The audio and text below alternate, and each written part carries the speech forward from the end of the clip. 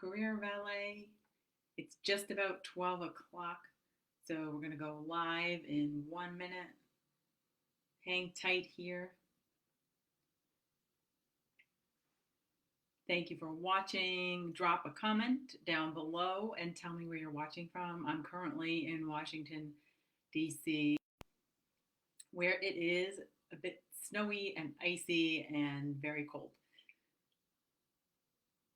So drop a comment and let us know where you're watching from. It's always fun to see. And it is 12 o'clock, so I'm going to get started. So as we go, I want you to feel free to comment below with any questions related to the job search. I mean, it could be anything from resumes to LinkedIn to interviewing, salary negotiation, you name it, drop it in there, and we'll get to those questions after I discuss a frequently asked question by clients. At the very end, hello, welcome, thank you for joining us. I'm going to share our interviewing guide link, which gives you some sample answers to tough questions, as well as questions that I recommend that you might want to ask your interviewers in the interview. So grab that at the end. I will drop the link. But let's get started with a frequently asked question. This has come up a lot recently and actually always does with our clients, which is how do you position yourself for the right level on paper? So often I hear people say that they've gone in to talk to somebody or a contact or even to an interview, and they're told, your resume does not justify the strength of your experience at all. And what that says to me is then people who don't get an introduction to you or are just looking at your resume, right? Just looking at you on paper, that's a bad sign because that means that they're not getting the impression that you are a really strong, high-level candidate. The problem is we typically write our resumes as a list of duties and tasks that we've done, right? I mean, it's kind of like your position description into a resume, and that's not going to work because what happens is you lose all of the context and the visualization that a employer can see when they are looking at your materials. So you have to give them those specific examples that really show what you've done, and from that, the skills and strengths that you have. So what I urge you to do are a couple of things. These are some top level things. I can't cover everything, of course, but this is going to help.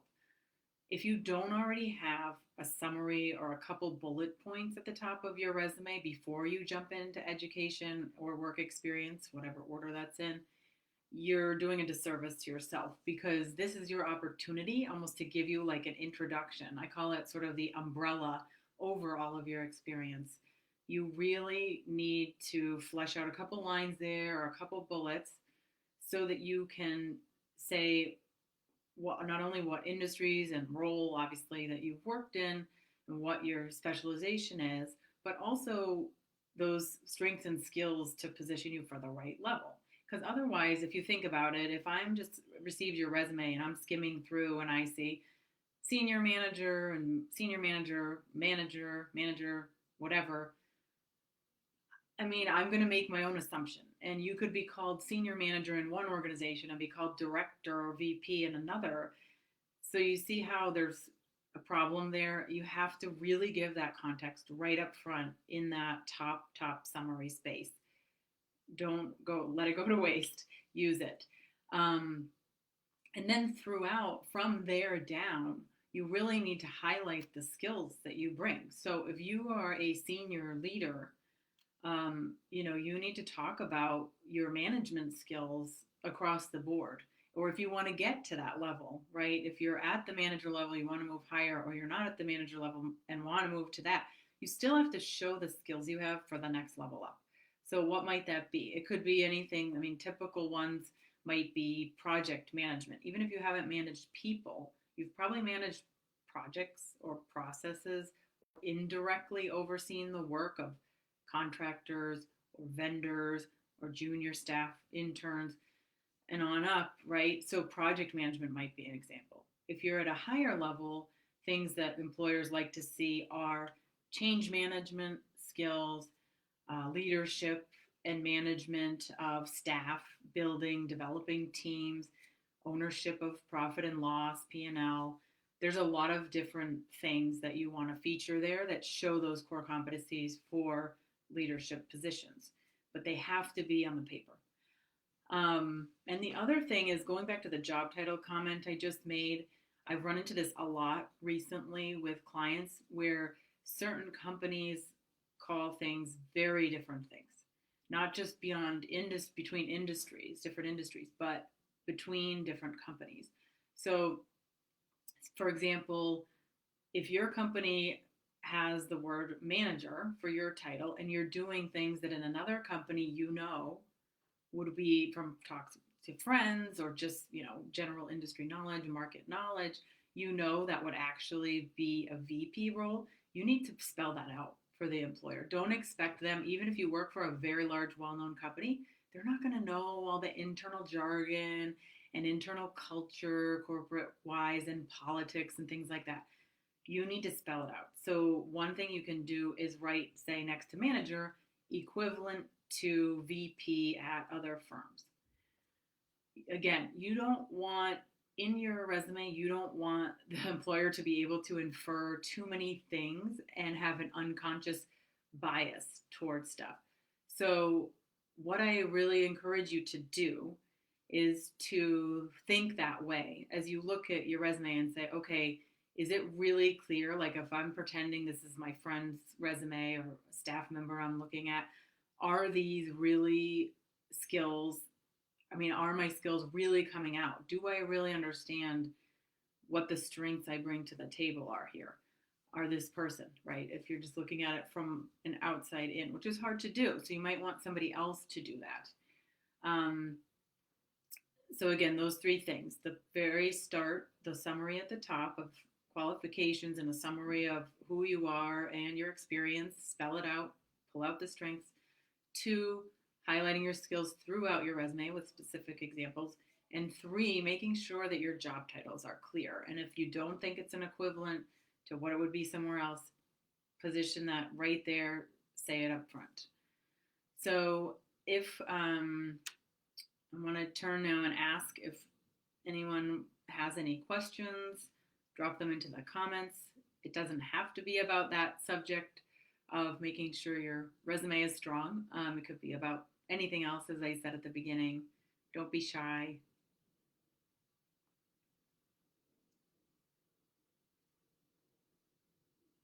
And while you're thinking about questions, I will touch on LinkedIn there, going back to my original point, because I know that's also a difficult spot for a lot of people and is very important nowadays. Recruiters search LinkedIn all the time. I'll probably sound like a broken record, but some have told me it's their Bible. So it's really important to be on there and have a good profile.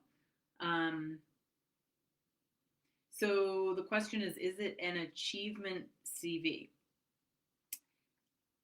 It can be called a lot of different things, but in my mind, every bullet should be an achievement. So in other words, even if you don't have a specific result or number to put with something, you still want that bullet to reflect the purpose of what you were doing.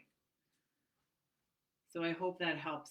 Everything should be, a lot of people used to think that was only a type of resume for sales representatives or even senior salespeople, but that's not the case. Every resume should read that way. Every bullet should be equally impactful and shouldn't just say responsible for, financial accounting.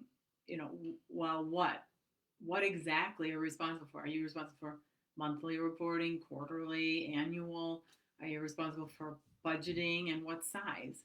And what does that allow the organization to do, right? To run more efficiently, to use their resources more effectively, to save staff time if you've developed a process. There's a lot of different ways to do it, but they should all be specific and speak to the work you've done. So great question. With LinkedIn, you really want to, when you're trying to position yourself for the next right level, so that if you're found through recruiter searches or you're found, or you're just looked up. If you're applying to a job, someone might look you up on there. You want to make sure your headline is very clear in terms of, and that's what comes directly below your name. Most people there just drop in their current, which I think is the default still, their current title and organization or company, and that's not going to help you very much. I mean, because if they're searching and they'll see very clearly where you work, that is an opportunity. There's actually a 120 character limit there. You have a lot of space to drop in key terms that will help you be found in search results that speak to this sort of thing. So, what's the exact title you're going for? Now, you might see that different companies, again, going back to my original point, have pieces like, one might job you apply to might be a senior manager and another might be a director. But whatever seems to be that higher level title that you're qualified for and aiming toward, use that in that headline. And then you might want to, if you're really tied to a specific industry, like if technology is it for you and that's really where you're targeted and makes sense to go, write the word technology. If you are open to industries, you could even, say experience across industries or name a couple of those industries, but that's not necessary. The rest of the space you should really use for those skills we were talking about before, where you position yourself in the resume. So again, if say you are going for a director role, what are the requirements that you see in different job descriptions you're looking at? What are the minimum qualifications, which can also be called just requirements? Look at those to see the main things that are being sought after. If it's communication skills or project management or IT project management, to be more specific, these are the kinds of things you want to look at to help you figure out what terms you should be using in that headline. And then the same goes for the about section, which used to be called summary. Most people skip that and just fill in the rest of LinkedIn sections. Don't skip it. That is your opportunity to almost tell a story, professional, maybe mix in a little personal information to really let people know who you are and help you differentiate from others. Take a look at other LinkedIn profiles of people you admire. See what they've done. They may or may not have one, but it really helps recruiters distinguish you from other candidates. And that is an opportunity, again, to speak to the skills you have for that next role you're seeking.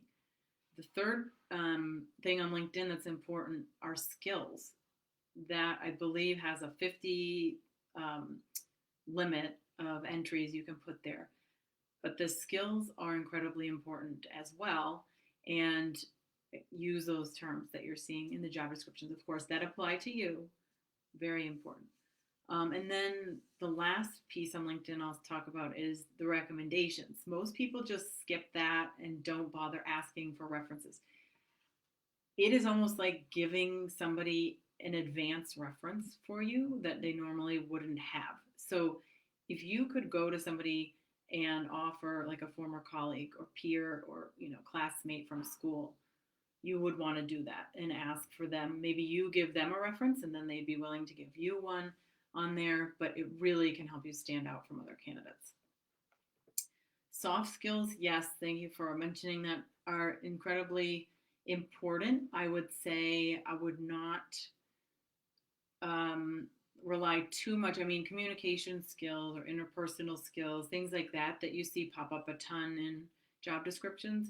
Yes, you want to pull them out, but there's a lot of terms that you want to avoid, and maybe that can be a separate live at some point. But even if you literally Google overused words on LinkedIn or resumes, you'll come up with a list. And I don't agree with all of them, but things like results driven and are a little bit overused, so I wouldn't say that's the best thing.